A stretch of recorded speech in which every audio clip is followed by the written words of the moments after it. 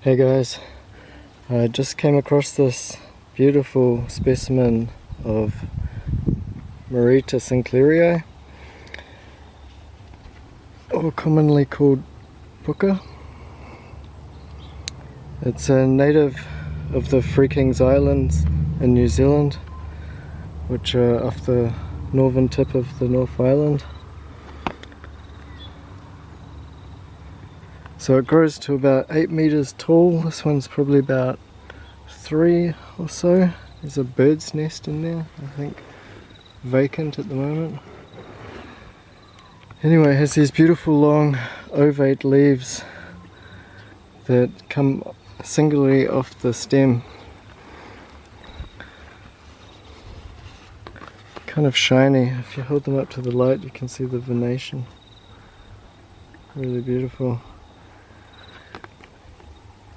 Anyway, I just wanted to show you guys that one. Till next time.